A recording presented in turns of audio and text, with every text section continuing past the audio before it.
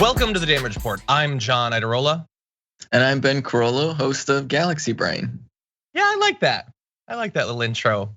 Ben's back, everybody. How awesome, how exciting is that? Just in time to comment on the rapidly developing war, the situation in Ukraine. And my God, is there a lot happening every day, including just some fascinating video. I know you're a soldier. I am not, clearly. Briefly ROTC in college, don't think that counts. So anyway, this is like the window that I get into what's going on. But we were talking before the show, Ben, and it's a lot to process. How have you been doing? Yeah, I mean, like honestly, the news is overwhelming, and it's just like, I mean, like at a certain point, we just have to like intellectualize things. It's hard to like watch videos on the ground of like what is actually happening to people. Because as somebody that has like worked with drones and like watched it happen in real time, like we all need to be able to take a step back. But even if we're like thinking about it and talking about it, there's ways to do that where you sort of like step away and just sort of like talk about it in a more sort of academic light to keep yourself from just completely losing your marbles about it. Yeah, and even that might not necessarily be enough. Yeah, it's a lot, and we're gonna be going through a number of different updates in relation to that, but that's not all. Let's see, we've got candidates dropping out for really interesting affairs, not just regular affairs, really interesting affairs. We've got that. We've got students heckling an anti-trans politician. That's the thing that's giving me life today, so that'll be fun, and a whole lot more besides. A bit of a scandal in the WNBA related to planes, and a lot more besides. So as we launch into this 90 minutes of fascinating news, please hit the like button and share the stream if you haven't already. And if you want to send us comments, tweets, super chats, all that, we'll respond as we go. But with that said, Ben, are you ready to do this thing? Heck yeah, let's go. Okay, well, actually, I'm not quite ready. I do want to, before we launch into the video, I just want to let everyone know any video that we might show out of what's coming out of Ukraine could be triggering for a variety of different reasons. So everyone bear that in mind. We're never gonna show you anything too incredibly graphic, but that said, here's this. В метро, и мы кончились, поэтому если сбор денег снова.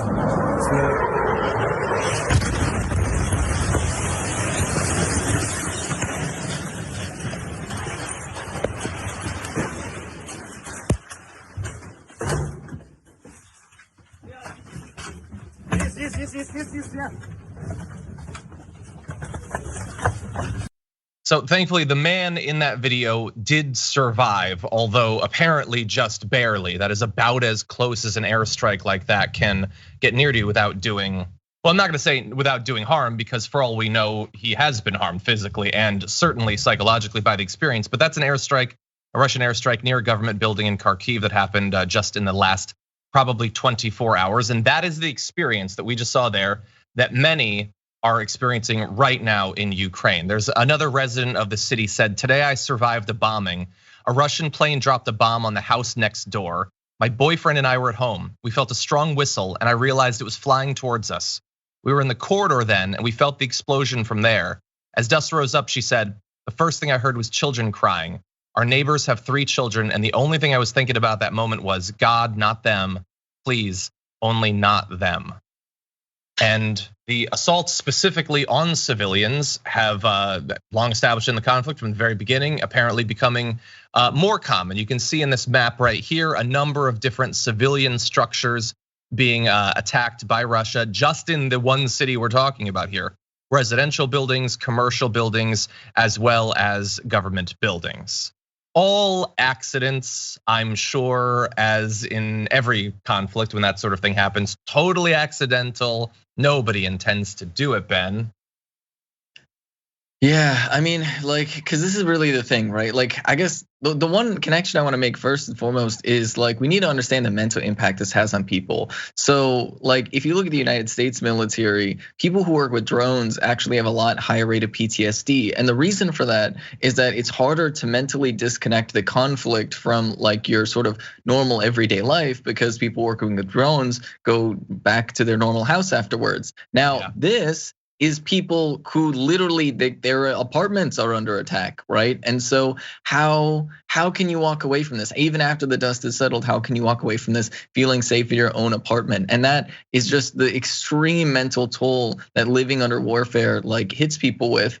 And then talking about like the soldiers, the Russian soldiers coming in, it really seems like there was a lack of downward direction in terms of like telling the soldiers on the ground like what exactly the operation was going to be. Now, obviously, the invasion itself is completely unjustified and terrible, but like if you're doing an invasion and you aren't communicating and have strict control over what the soldiers on the ground are doing, there's going to be a lot of this happening, and that really seems to be the case of what's happening, where they're not really keeping a tight control on everything that's happening on the ground, and it's leading to a lot of this happening. And so it might be one of those instances of sort of intentional accidents, if that makes sense. Sure.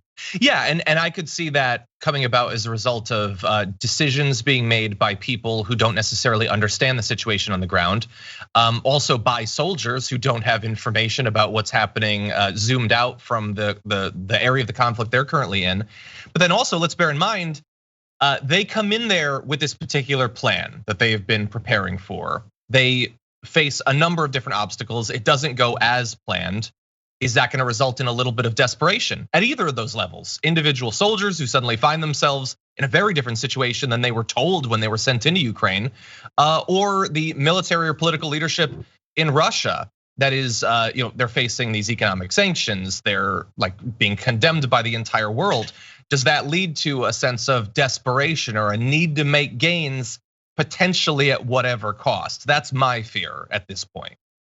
Yeah, I mean, especially when you have this pressure for like a hurried pace, because right now these sanctions are hurting the Russian economy, and there's this sense of urgency. And basically, when you have a sense of urgency, you maybe have a faulty plan to start off with, and you have like a lack of discipline, it seems, right? Obviously, we're not Russian soldiers. We have no idea like what the day-to-day is there. Like those factors combine to create an environment where basically the more hasty you try to be, the more chaos there's gonna be. And under that chaos, people are gonna behave erratically, right? Both the civilians and the soldiers. And it creates a really, really terrible, miserable environment where things can get really scary really quick.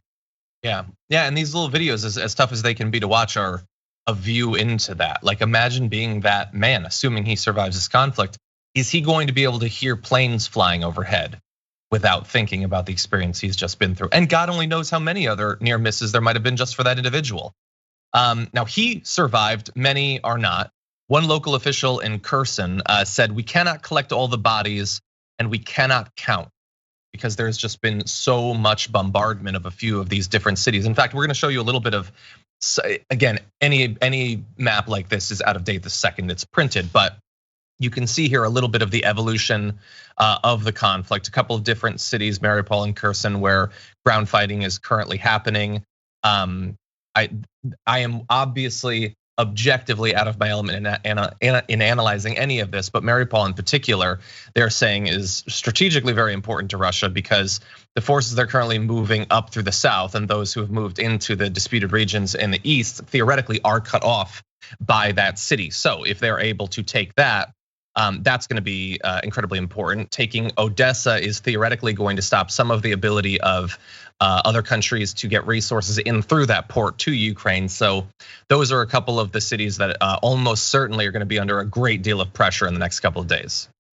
Yeah, most definitely. And this is where, like, I mean, if you look at that map, you'll see that most of the expansion in the moving forward of like these Russian troops, it's actually in like the southeastern, like southern and eastern portion of Ukraine. And there's a reason for that. There are a lot of strategic thinkers who think that Kiev, in some sense, is a red herring. That's not to say that they're not being occupied. Of course, they're being occupied. But with all the attention in Kiev, it really takes away from the perspective of looking at eastern Ukraine, looking at southern Ukraine, and basically the strategic goal that a lot of people think when it comes to like Russia with Ukraine is connecting the separatist regions in Donetsk and Luhansk to Crimea via land to basically give like an easy route for land-based resources to move from A to B between those regions freely. And that really like is something that is central sort of towards like Russia's economic goals. They have a significant economic interest in making that happen. And so that's why like it really seems like they're expanding a lot further in Eastern Ukraine and Southern Ukraine, and might basically be trying to take those more permanently, even if they do eventually retreat from Kiev. Yeah, no, I think that's a good analysis.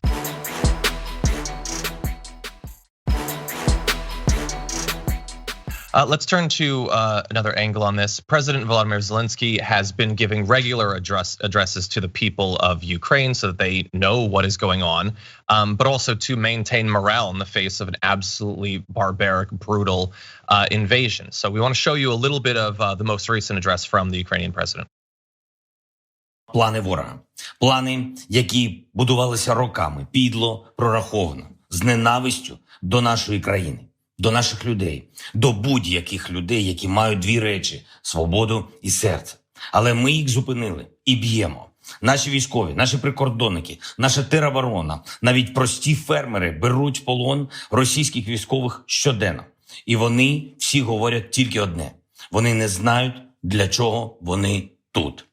Незважаючи на те, що їх у десятки разів більше, моральний стан ворога постійно погіршується. Все більше окупантів втікають назад у Росію. Від нас, від вас, від усіх, хто виганяє ворога джавелінами, стугнами, гарматами, танками, літаками, гвинтокрилами, усім, що стріляє. Держави. Це розгублені діти, яких використали. Заберіть їх додому.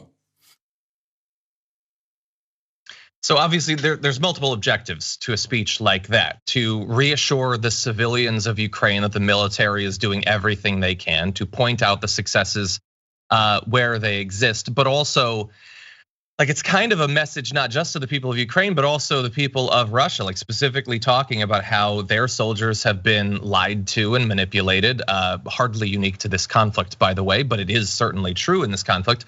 Also, telling them try to be a little bit of an understanding. If you capture people, as has been happening, don't brutalize them. Like these are people who don't necessarily support this war. So I think he's trying to strike a very careful line, and so far in this conflict, I think he's been very successful. The reaction from his people and internationally has been incredibly positive so far. But what did you make of it? Yeah, I mean, like one of the things to remember is that there are a lot of like historical and cultural ties between Russia and Ukraine. And so there are quite literally people who have family in like both the Ukrainian military and the Russian military. There are people in the Russian military who have family that are in Ukraine, that are civilians that are like trying to defend themselves. And now obviously, right, sort of recruiting all the civilians you can to be part of the military is a risky strategy. Like mistakes are going to be made and it's going to lead to like a lot of chaos. But one of the things that I think Zelenskyy knows is that, I mean, war is really a practice in logistics more so than anything else in terms of like strategy, right? And like occupying a country that has an interest in a civilian population, like performing some sort of insurgency basically against the occupying force, it's very, very difficult. It's very, very difficult. It's very easy like for, random civilians to sabotage infrastructure and stuff if that's what they're trying to do. And so really, that is one of those things that seems to be like the key strategic aspect behind this, is basically making sure that morale is boosted enough that the infrastructure and the logistics of the Russian military going into Ukraine is interfered with substantially enough that they can like hold Kiev and keep as many cities as possible from being completely overtaken. Yeah, and definitely to slow it down as much as possible. For which advances a number of different interests. One, they're going to be doing diplomatic overtures. In fact, we're moving now into a second round of talks that are happening right now, with an advisor saying that the initial goals from the Ukrainian point of view are a moderate ceasefire and an agreement to establish a humanitarian corridor. So if you are inflicting as much pain on them as possible as they're moving in, maybe they will be a little bit more open to diplomacy. It could go in the other way, but maybe.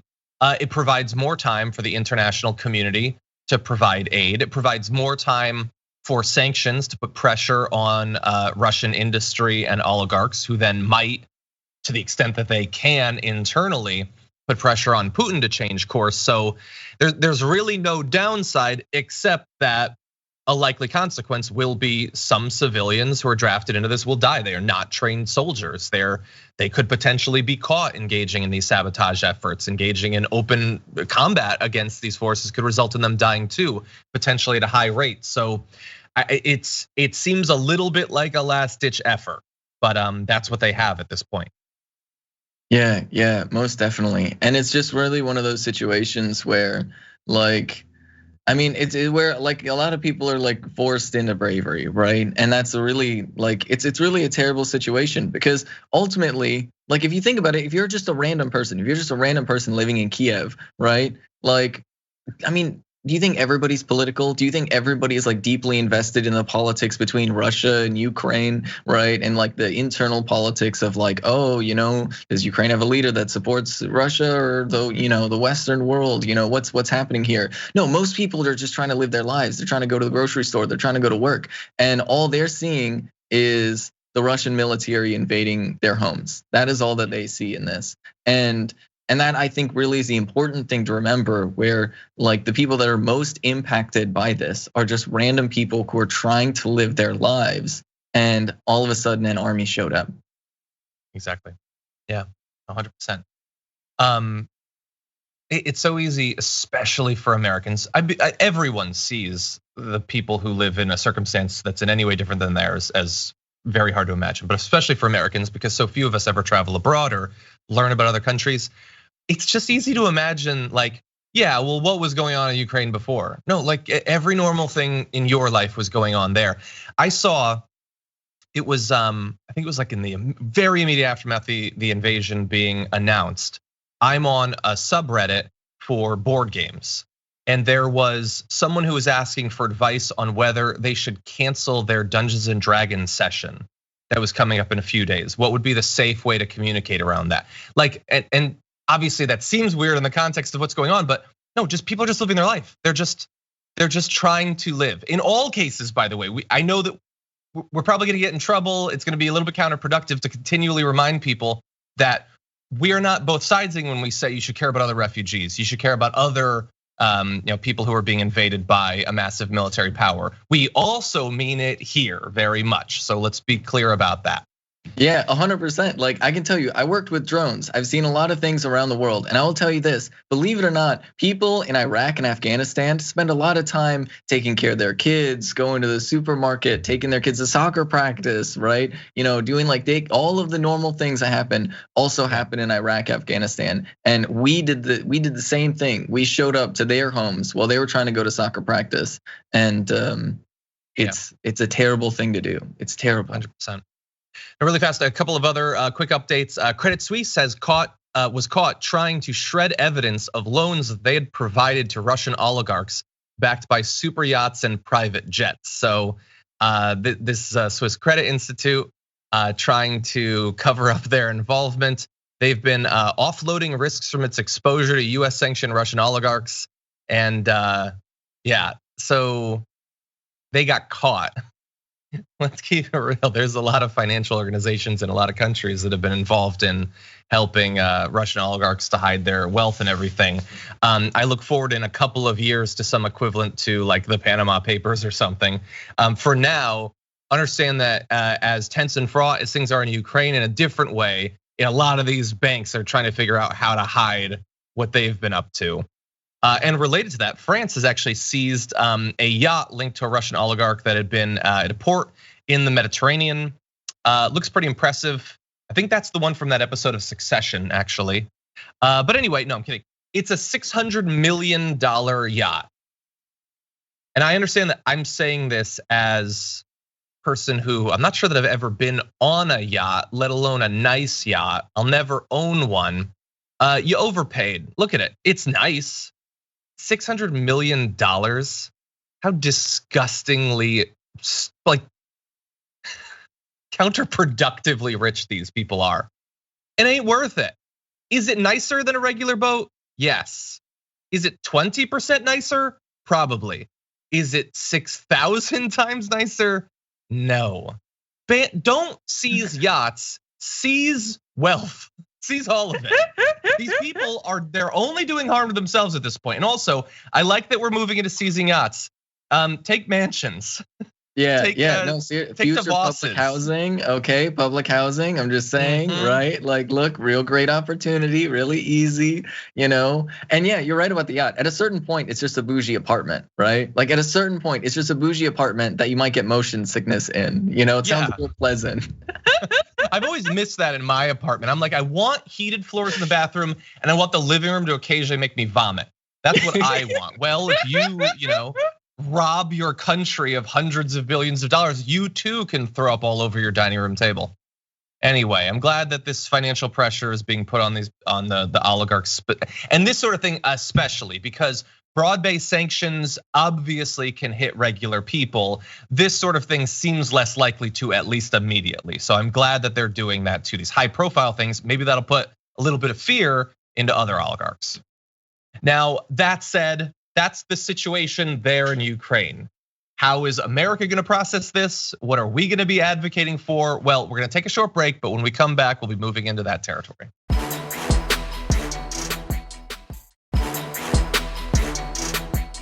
Okay, everybody, a bit more on what's going on. How are the American people going to view Ukraine? We turn to that now. Fox hosts have been scrambling to figure out what exactly are they supposed to be saying about Ukraine and Russia. They had been seemingly perfectly fine with the war before it happened, and then people were horrified by it. So now they're trying to figure out what their message is supposed to be, and it's actually developed into a little bit of a duel between two of their biggest personalities, Sean Hannity and Tucker Carlson, with very different proposed solutions to the problem of what to do about Vladimir Putin. And the gap between their positions is very much life and death. So let's jump into it. Here is Sean Hannity and what he'd like to see happen to the head of Russia. What we really need in this crisis, more than anything else, is a worldwide condemnation. And it's a simple new rule that if you invade an innocent sovereign country and you kill innocent men, women, and children, you don't deserve to live. That's the bottom line. Well, Hannity, we have an executive order that prohibits assassination of foreign leaders. And I'm like, you cut the head of the snake off and you kill the snake. And right now the snake is Vladimir Putin. He's killed those young children. He's killed those innocent women. He's injured those innocent citizens. He's caused all of this. So that is Sean Hannity, who's advocating for a apparently official policy of assassinations, and is not going to be like warded off from that position by the fact that it's illegal, that it's reprehensible, that it would definitely lead to attempts on the lives of other leaders. But anyway, Ben, I did want to ask you. He said that if you invade a country, if you kill men, women, and children, you don't deserve to live. That seems like a safe thing to say because that Vladimir Putin is the only person to which that could be applied, right? I mean, this is where it gets really wild. Like, look, let's be clear, right?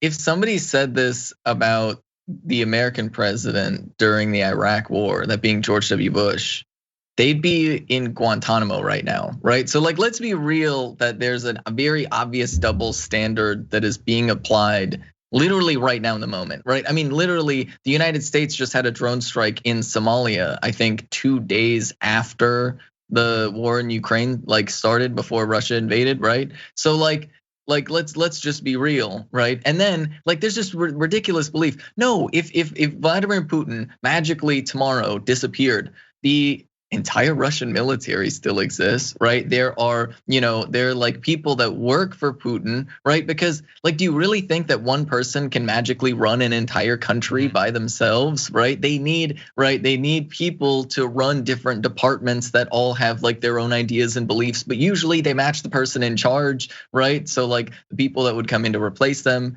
it's very cartoonish. It's very much I mean, Sean Hannity thinks this is a movie. He thinks that this is James Bond. He's not living in the real world. Yeah, exactly. No, well, you nailed it in it's cartoonish. Sean Hannity apparently Look, I watch James Bond movies. I like those things too. I don't generally like try to have that be the core foundation of my analysis of world events, but no, he thinks it's as simple as that. Kill Putin. It's not the dumbest thing that he said on his show yesterday. We'll get to that in a little bit, but as I alluded to in the intro, there's a big disagreement. So Hannity is saying kill Putin. They'd had Judith Miller on, who sort of implied that on Fox News a little bit ago.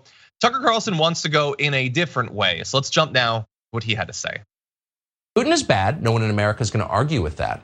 But will destroying the entire Russian economy make Putin less bad? Will it force Russian troops to withdraw from Ukraine? And if it will, how exactly will that work and how long will it take? Or is the plan bigger than that? Is the idea that we can force Vladimir Putin from office entirely? Okay, will that work? And if it does work, what happens to Russia after Vladimir Putin leaves? Would the next Russian president be an improvement over Putin? Or would Russia descend into barbarous chaos like Iraq, Syria, and Afghanistan did once we overthrew their governments? Keep in mind the very people who are proposing all of this are the very same people who defunded our police departments and destroyed our schools and tore down the Teddy Roosevelt statue in New York City. They're the ones who armed the Taliban. They're the ones who devalued the US dollar. They're the ones who brought human slavery back to Libya. They're very good at wrecking things. It's what they do. They planned the Iraq war and they never apologized for it. We're gonna return to that last point in just a second. But so he's saying, obviously, don't assassinate him, but don't even have as an aspirational goal that he would leave power, which, like, honestly, I'm gonna keep it real. Sometimes people invent a person to hate. I feel like that's what he's doing right now, like inventing a whole bunch of establishment people who are calling for Putin to get taken out, unless that was just a subtweet effectively of Sean Hannity. Most people seem to be focusing on what's happening in Ukraine and stopping the conflict rather than the unique problem of Vladimir Putin. But he's saying there, don't kill him, don't force him out. It might, like, if anything resulted in him leaving office, that might in fact be worse. So you sounded like you share some of those same concerns. What do you think about a post-Putin Russia? Obviously, there are other leaders. There's a pro-democracy movement. Yeah, I mean, it gets complicated, right? Because to a certain degree, one of the things Tucker Carlson said is a little bit correct. Like, we have to give credit where credit is due. I mean, but not really. Like, Tucker Carlson is terrible in a litany of other ways. But like, if Putin magically disappeared tomorrow, it would be pretty chaotic. It'd be pretty bad. That would be a pretty miserable situation. And we really want to like intentionally destabilize like a nuclear power. Do we really want to play that game? The irony of this being that the United States is actually sort of responsible for Putin being in power in the first place. A lot of people forget this, but like the United States sort of helped facilitate a coup in the USSR to lead to the dissolving of the USSR, and then actually helped rig elections to make sure that a capitalist leader came in to replace the existing government. So like the irony here is that like this is happening 2 decades, 3 decades after the United States already tried to establish like a more favorable government inside of Russia. And literally the Ukraine conflict that's happening right now is partially a result of the chaos that was caused by the United States during the collapse of the Soviet Union, right? So the idea that like intentionally causing like a collapse there would somehow make things better, I think is very, very misguided. That's just, yeah. Well, yes, I think that is a serious likelihood. I would say the more immediate issue is don't openly advocate for world powers to assassinate other leaders. Yeah. And not only can that go in the opposite direction, but like, first of all, Vladimir Putin has shown himself to be perfectly willing to assassinate people. So like, we are trying to create a better world, and it is a complicated path to get there. It is not generally, I think, going to like, the path doesn't travel through an assassination town. That's not the way that we need to be moving in terms of values. So we'll see how they hash this out. He said there at the end, like, the people who got us into Iraq have never apologized for that. That to me again felt like a criticism potentially of Sean Hannity. Also, kind of a criticism of himself because dude was not was not openly hostile to the Iraq War back in the day. He's again rewriting his history, but these are two of their biggest people on Fox, and they really do seem to disagree about this. Okay, with that, let's now move directly into this. As of this morning, this 40-mile convoy of Russian troops and Russian tanks and munitions and fuel, they're only 18 miles outside of Kyiv. And let me tell you, when I look at that, I'm thinking, this is about to become, it's about to go to the next level. And I pray to God Almighty I'm wrong. And the next level would be a massacre. And the next level would be the toppling of the government of Kyiv. The next level will mean thousands upon thousands and likely tens of thousands of people dead. And that might be on the low side. That's what I fear the most now. See on satellite imagery where the convoy is. I don't know, maybe some smart country, maybe NATO might take some of their fighter jets, or maybe they can use some drone strikes and take out the whole damn convoy. And then nobody takes credit for it. So then Putin won't know who to hit back. Well, he's threatening nuclear weapons. Hannity, you talk about nuclear war. I'm not talking about nuclear war, nor would I support one American boot on the ground here. But at what point is this going to end? There is a case to be made that he might, in fact, be the dumbest person on TV. I don't think that he generally has that reputation. There are some people who are more obviously blowhards and all that. But to be clear, Sean Hannity's plan for the convoy, which we're all incredibly worried about the implications of what that convoy will be used for, is that US or NATO should just attack it and pretend, hey, no, I was totally at the bowling alley. I couldn't have been me. I have an alibi. And he thinks risking open warfare with Russia, he even identifies that nuclear warfare is a possible consequence, but he brushes that off. We'll just say it wasn't us. Ben, what do you think? Did we get away with it? Is it, as Jordan Uhl labeled, the perfect crime?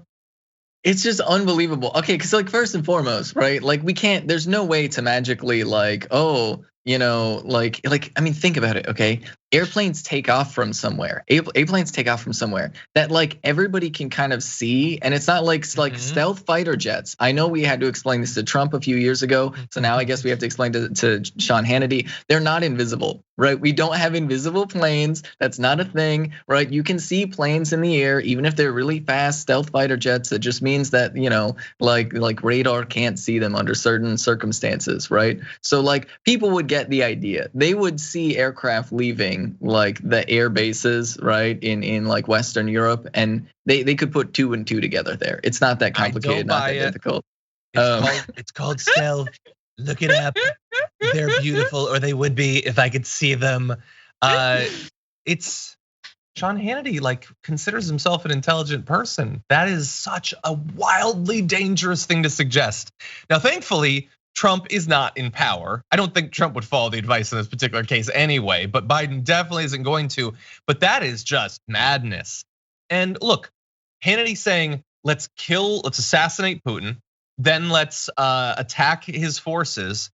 He does have an audience in the millions. They are going to gradually wonder why we're not doing stuff like this. They're going to be frustrated with Biden because he's not being openly hostile enough against a regime that has thousands of nuclear weapons. This is wildly dangerous.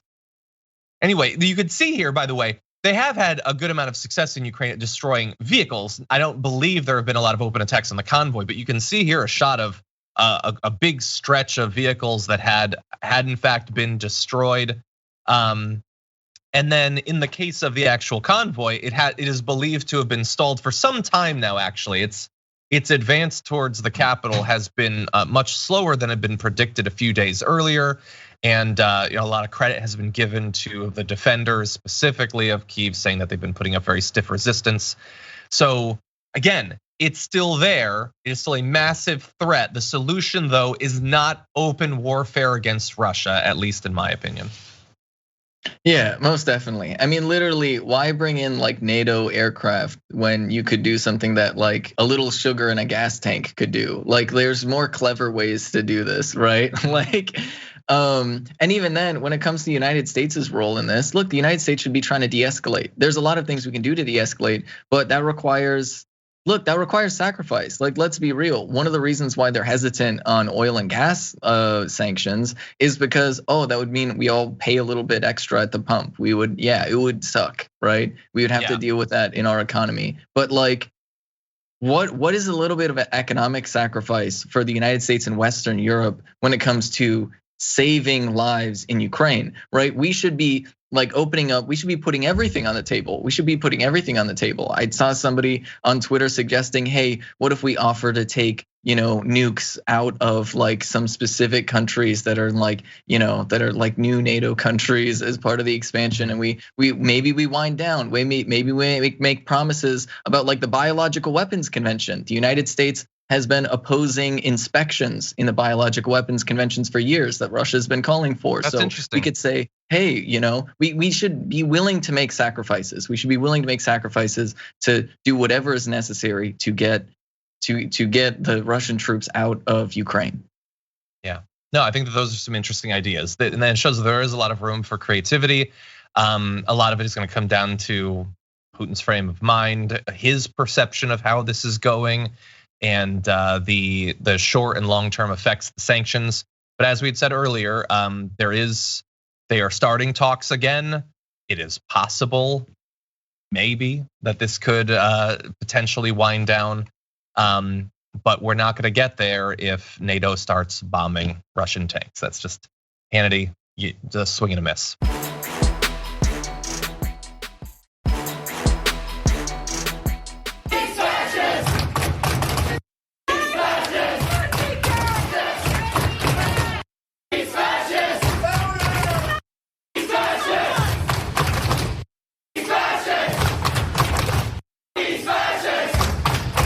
So that was the reception that anti-trans Texas House candidate Jeff Younger got when he made the horrible decision to go speak at the University of North Texas. I don't know what he expected. It's easy to imagine that people will be chanting something when you speak, but when it's F these fascists, you're gone down the wrong road, man. And so Jeff Younger probably regretting that. Apparently, leading up to the video that you saw there, though, he had been seemingly instigating the crowd even more. It was clear that they didn't like him, but he apparently, according to a Twitter thread by Ismail Belcora, says Younger's yelling at the crowd, calling them communists. He called the crowd Russia and then went back to communists. That made a little bit more sense. He said at some point, there is no such thing as a trans person, and this is what leftist politics looks like, which is not generally true. But I wish that was what leftist politics looked like, that it was filled with that much vigor and passion and defense of people under assault in the right-wing culture war.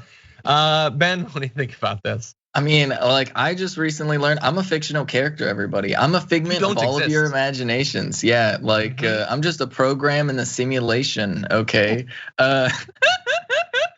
No, it's just wild. Of course trans people exist. And you love to see like this type of solidarity. This is what's so important, right? Like literally the best thing that you can do when you bump into people, racist, homophobic, transphobic, you name it, is make them feel like they're the only racist person in the world. Make them feel like they're the only transphobic person in the world. Because maybe they'll wake up and realize that they're unpopular for a reason. Maybe perhaps they will be like, wait, am I the bad guy? Because they am are. I? Yeah. No, he's not there yet. You know, he at one point said, "You guys are perpetually confused." No, they don't seem confused. I don't know them personally. It is possible they're confused about some things. It was at a university. I'm gonna say calculus could be confusing. I don't know. They seem to understand where they stand on this. You seem a little bit confused about a great many things, including the diversity of life experiences that people in our society, as well as notably every other society through the entire history of humanity, has experienced. You don't have the wherewithal or the emotional maturity to educate yourself about these other experiences. And you think it's your job as a state level politician to police these people's lives. And I get why in Texas you would think that. That is apparently the only obligation they feel of their constituents is to go after trans people. But this is him, by the way. We don't show you this for any particular reason, but it's him. Now, he apparently also got attacked by the crowd as being a deadbeat father, because apparently one of the reasons that he decided to run is that he was mad that his ex-wife helping transition their child. So this is not only a position he takes politically that he's wrong for, but he's also on a personal level very wrong in this area too, Ben. Yeah, I mean, imagine being that hateful. Like literally imagine being that hateful for like a second. Like what, like, cause like think about like the impact on your kid. Like think about the impact on your kid. Like even if you don't understand it, like I wanna be clear. Like my mom doesn't understand, but my mom is supportive, and that's it. That's like all it takes. It just a little bit of just being supportive. You don't even have to understand. But instead of that, this dude, he's clearly confused. And so he's choosing to literally run for office because he is upset about the existence of like his child not matching his like perfect ideal of what he thinks his kid should be, right? Which, I mean, that is like a whole nother thing that right wingers really just want their kids to be like clones of themselves. Totally.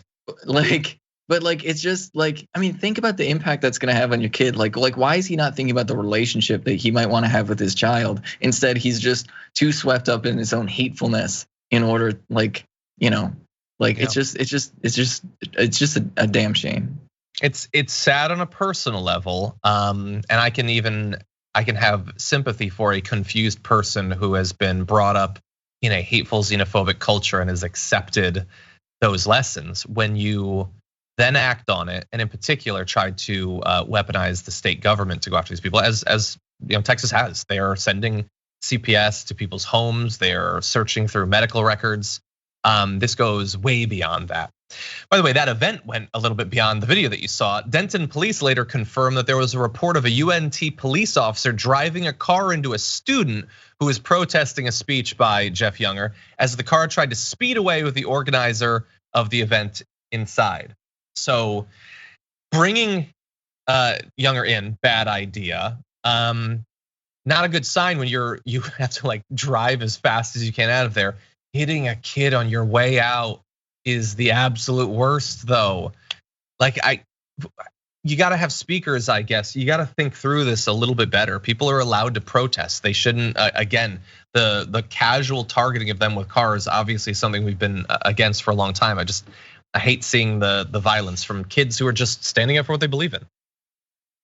Yeah, and it's just really infuriating how much like violence, like, I mean, because literally just imagine, right? Like imagine like this situation. Somebody says, "Oh, hey, I'm a girl," right? And your reaction is to get violent about that. Like that is like really condensed at the base level of what it is. They're literally these people who are just so willing to commit acts of violence because they're upset that somebody is a woman or is a man, and they're just mad about that. I mean, like it's just really, really baffling, the sheer level of like violence they're willing to subject people to, especially like the threat of taking away children from their loving parents. And then, because who are the parents that they're going to give those kids to, right? They're probably going to give those kids to foster care that has a ton of problems. I mean, like they're probably going to give them to transphobic parents, right? And so, like, think about that for like a second, just like the sheer horror.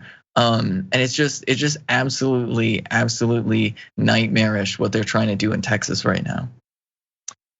Yes, apparently, by the way, there's relatively new news that the specific investigation of one set of teens has now been blocked by a judge. So that is good. That is effectively, when good news happens over the past few years, it is because one judge along the way has stepped in. Unfortunately, we know that anything can make it to the Supreme Court eventually, and we know what that's like. But reminder to the Democrats, you are still in power and we still expect you to do your job. You cannot simply hide behind some random judges.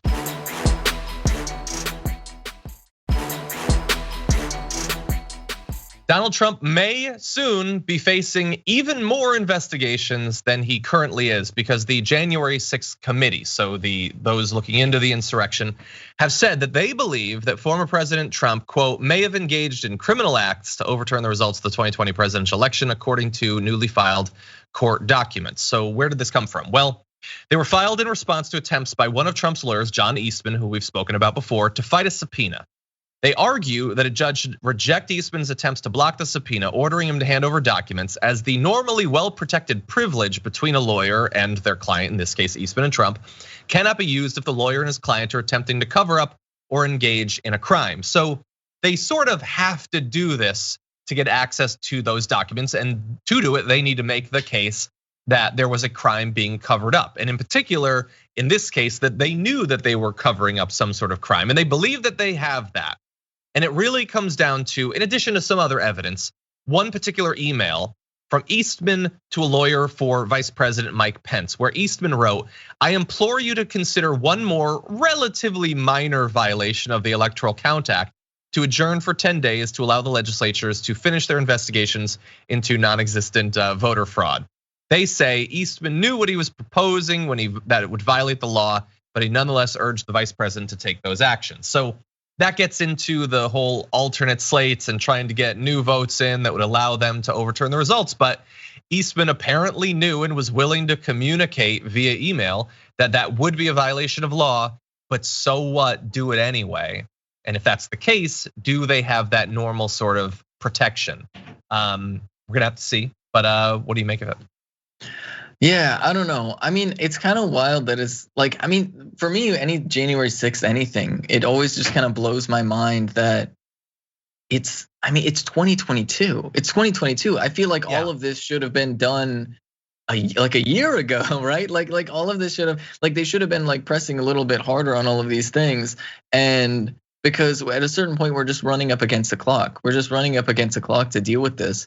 And like these people, like the right wingers that believe all of this nonsense, the right wingers, they're trying to like become like election judges and things like that. And they're trying to like, run for office all over the country.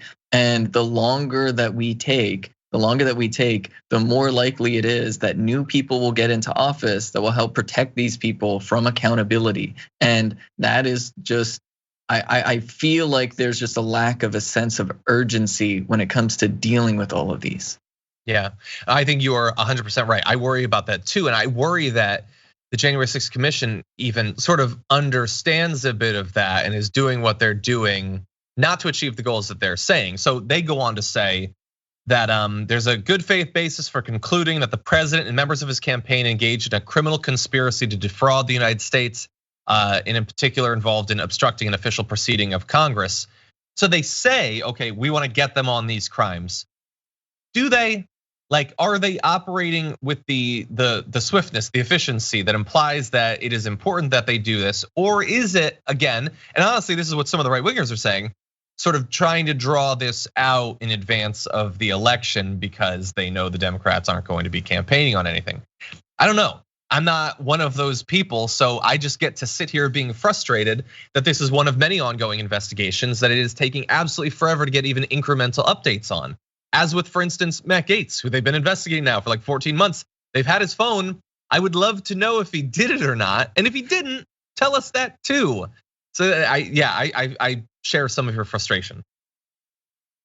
Yeah, 100%. It's just like they really just need to pick up the pace. They need to talk with a sense of urgency. And if this is what Democrats really want to campaign on, then they should actually do something about it, right? Because if they're not going to vote for the bills that we want them to vote for to actually make a difference, they should at least deal with January 6th.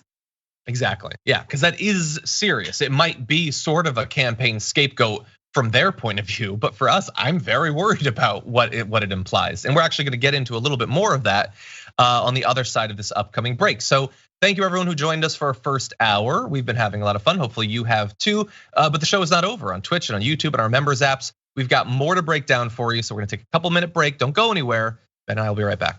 Franklin Sharpslicer says, okay, with a yacht, what are they gonna do? Besides use the bedroom, eat, and use the loo.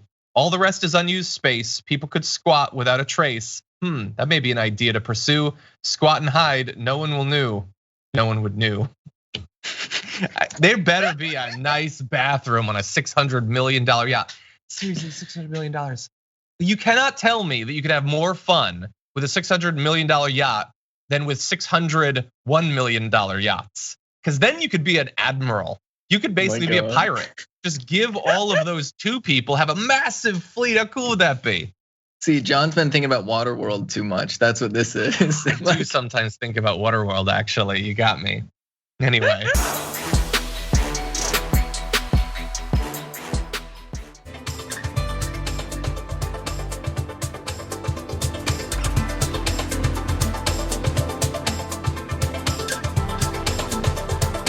Thanks for listening to the full episode of The Damage Report. Support our work, listen ad-free, access members-only bonus content, and more by subscribing to Apple Podcasts at apple.co/TYT. I'm your host, John Carolla. I'll see you soon.